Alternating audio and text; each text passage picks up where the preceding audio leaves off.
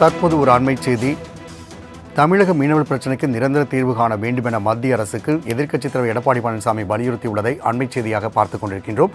மேலும் கூடுதல் விவர செய்தியாளர் ராஜேஷ் வழங்க கேட்கலாம். ராஜேஷ், எதிர்க்கட்சித் தலைவர் எடப்பாடி பழனிசாமியின் அறிக்கை குறித்தான கூடுதல் விவரங்களை பதிவு செய்யலாம்.